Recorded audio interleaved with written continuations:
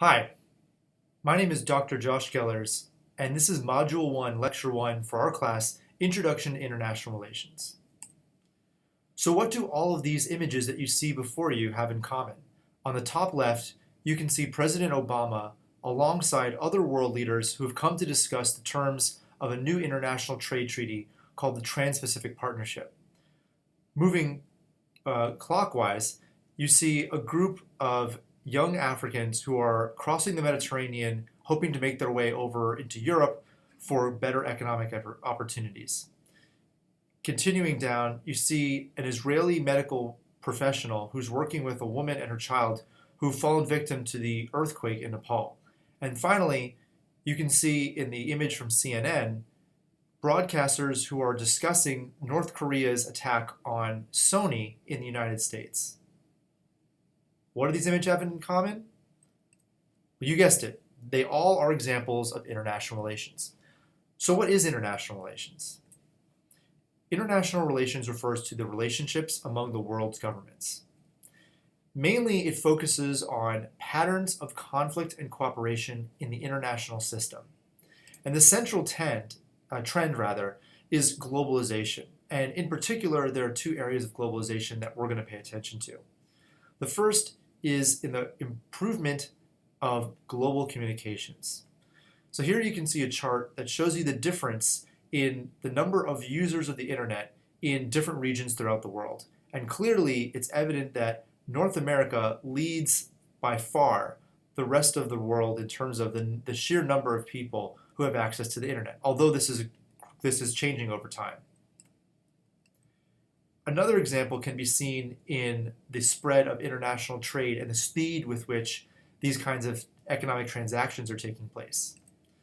So here's a chart that shows you the balance of trade in different regions throughout the world. And as you can see, the areas that have the thicker arrow are larger amounts of trade, and the skinnier arrows are smaller amounts of trade going from one country to another, or one region to another. And as you can tell, if you look at North America, there's lots of goods and services that are being imported from Asia, from Western Europe, and lesser from South America and Africa. But then the amount of goods and services that are being exported from North America to other parts of the world is also a large component of world trade. And that includes to regions like Africa, Western Europe, the Gulf states, to a lesser extent Africa and South America, but those areas are growing as well.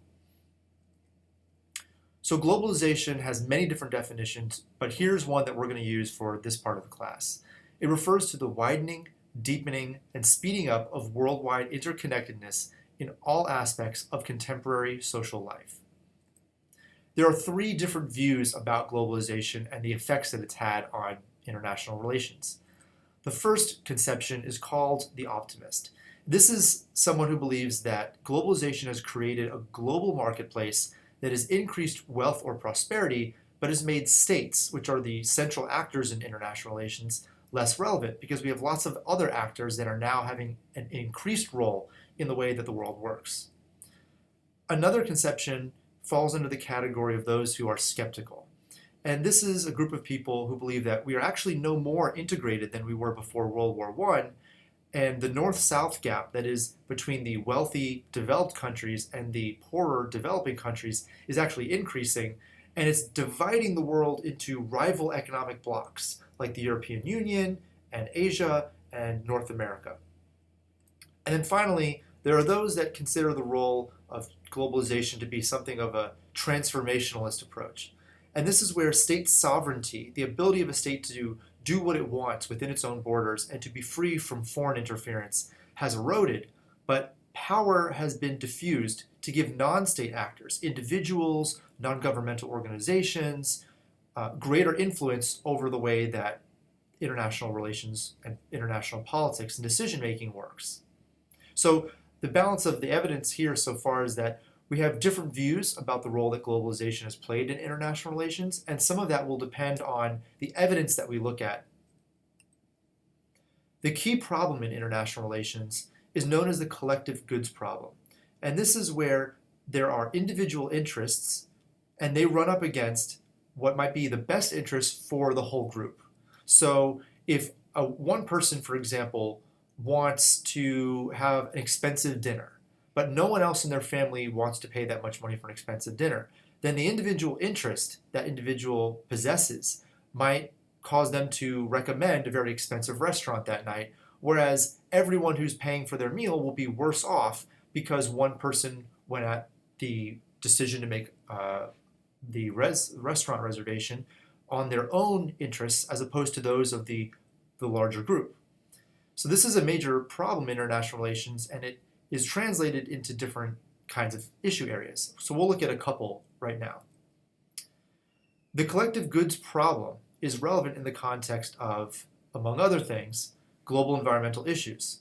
For example, if every country in the world pollutes, but every country has an interest in having that pollution cleaned up to have higher quality air, better quality water, being able to live longer, suffering from fewer diseases and illnesses, then countries should want to contribute to the effort to clean up the environment.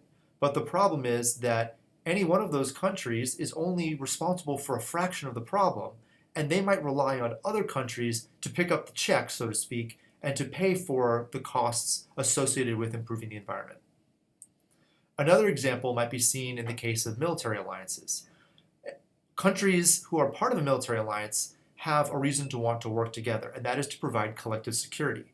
But some countries have greater capabilities and resources than others, and so in any given military alliance between several countries, one country might be a slacker, another country might be a leader. So smaller countries or countries that don't contribute to the effort still may benefit from the military alliance, even though they don't contribute on the order of what they are expected to or should in comparison to what other countries are also contributing toward this collective security arrangement. In order to solve the collective action problem, or the collective goods problem as it's called, the international relations theories have derived three kinds of principles. The first is known as the dominance principle. And this is where the solution to the collective goods problem is that states need to establish a power hierarchy. The powerful state or states will determine the course of decision making in the international system, so they will dictate to the other states what's going to happen. On the one hand, this can promote stability in the international system because other states can look at that country or countries and know who's in charge, and so it reduces uncertainty. On the other hand, what if the powerful state or states use their powers for more nefarious purposes, like to oppress other states into forcing them to do what they want? So there's a positive aspect to it, but there's also the potential for negative consequences as well.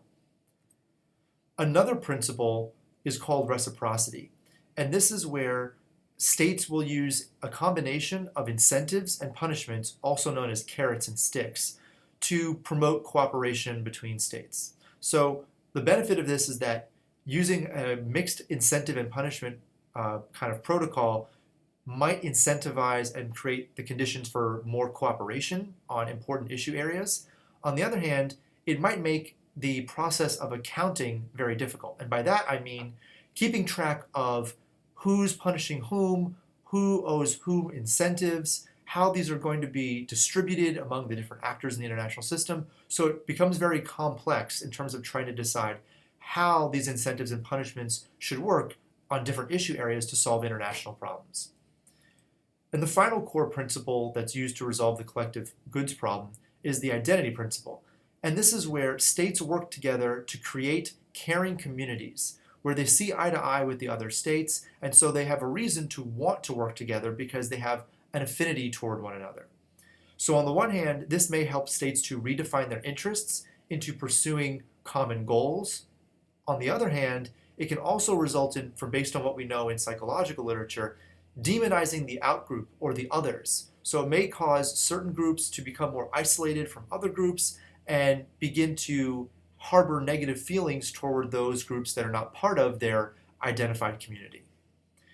What differentiates the dominance and reciprocity principles from the identity principle is that the first two principles are both functioning based on the self-interest of states.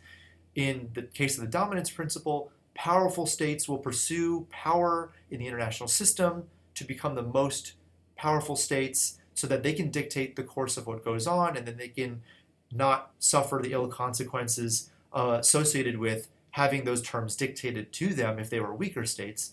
And in terms of reciprocity, countries that are self-interested want to, for example, see their economies grow, and they realize the benefits that inhere in trying to establish a system of incentives and punishments, but that ultimately figure back into what the state wants itself, not necessarily what is in the best interest of the international system, even though it may foster more cooperation. Identity principle, on the other hand, is not focused on self-interest and is merely about creating communities that have similar interests, but it doesn't really say what those interests are, and the individual countries are not as important as these larger communities of states. So now we're going to look at the different kinds of actors and influences in the international system. The main actors, and this is very important because when I use this word, I'm referring to not the United States of America, but states as countries throughout the world. The main actors in international relations are states, which are also referred to as world governments. So these are the United States, China, Brazil, India, Japan, the United Kingdom, and so forth.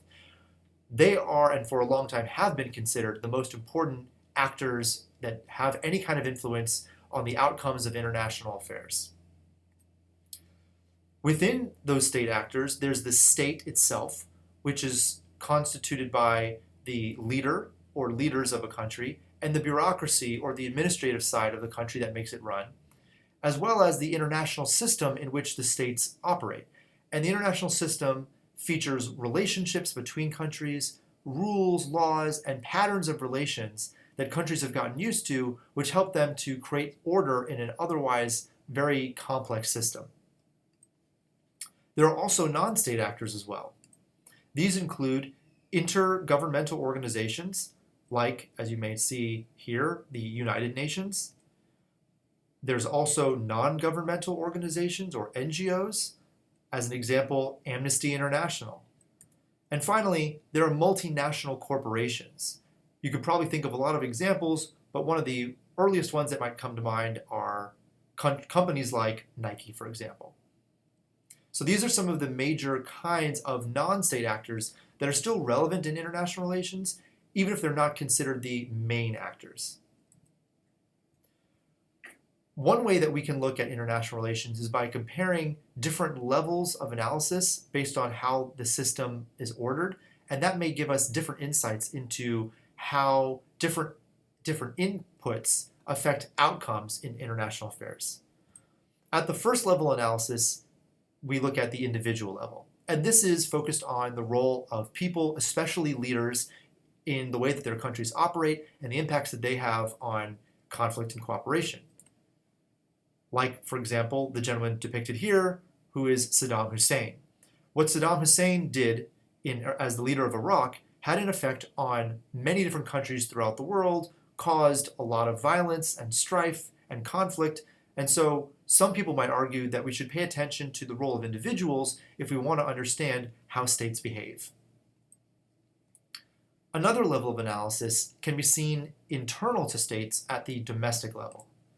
This is one of my favorite TV shows, The Walking Dead, and this poster is meant to symbolize the importance of looking at factors internal to the state, like what kind of a government it has. So in the case of the United States, the US operates under a democratic regime, whereas China, for example, is a communist state. And so people looking at the domestic level analysis import some kind of significance to the kinds of factors internal to the state, like the type of government, like the political will of individuals in the state, like the kind of technology that that state possesses, and they look at those factors to determine how states behave.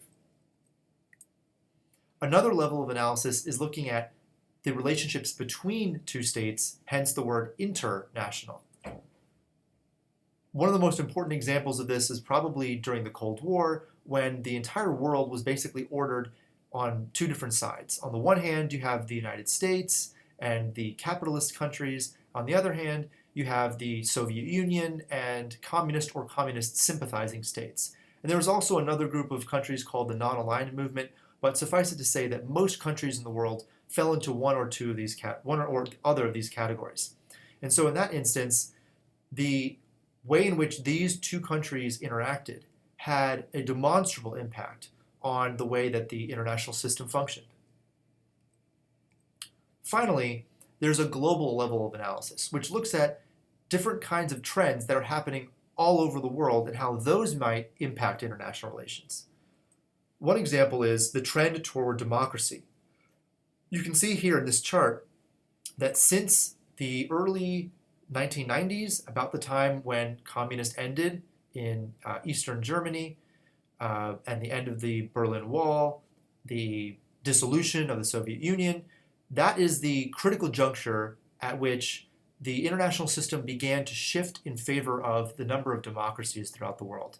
So this trend toward more democracies in the world has an impact on the relations between countries because it, as we'll see in the future, the type of government that is featured in a democracy may say something about how that country chooses to relate and interact with other countries that are also democracies or even those that are still non-democracies. The international system itself has gone through many different stages, and we're going to examine a few of them here. The first that we can consider in the modern era are the two world wars, which basically runs the gamut from 1900 through about 1950. These are important because they involved almost all states in the world, and they also led to important innovations in international relations. For example, President Woodrow Wilson's failed League of Nations, which ultimately, however, gave rise to the institution that we now come to think of as sort of synonymous with international relations, which is the UN, or United Nations. Another really important era in the international system that we just talked about a moment ago is the Cold War, which ran from roughly 1945, or the end of World War II, up through 1990, as I mentioned, the end of communism, largely speaking, throughout the world. This is where the world, again, was divided between the United States and the Soviet Union. On the one hand, you have the US-led North Atlantic Treaty Organization as one kind of military alliance, and it was up against the Soviet Union-led military alliance known as the Warsaw Pact. And this led to lots of different consequences throughout the world, not the least of which include things like the policy of containment, where the United States and its allies tried to actively prevent the Soviet Union from encroaching upon Western Hemisphere territory, which led to things like proxy wars, where the United States and the Soviet Union weren't actually fighting each other, but they were supporting different regimes in different countries. And because those regimes were being used as pawns in a global chess game for the domination of a particular ideology, we consider these proxy wars. So the reason why, in part, the Cold War is referred to as such is because the United States and the Soviet Union never actually battled one another formally on each other's territory, but engaged in these things like proxy wars in places like Southeast Asia and Latin America. And then finally, we're now in what we consider to be perhaps a post-Cold War era or even the post-9/11 era. But this basically began in the wake of the fall of the Soviet Union in 1990 up through today. The United States became anointed as the global hegemon, according to some people. Others called this emergence of the United States as the lone superpower, the U.S.'s unipolar moment in the international system, which it was unclear about how long that was going to last. And there's some evidence that the American power is even on the wane. But scholars especially, continue to debate this. This era was marked by US-led Western military intervention in different parts of the world, including places like Iraq, Somalia, and Kosovo, which led to really a mixed bag of effects that we continue to deal with today when we consider issues like failed states like Somalia, or the continuation of civil strife in places like Kosovo, or the role of the United States and allied forces in Iraq, and the difficulty in establishing a stable regime in that particular part of the world.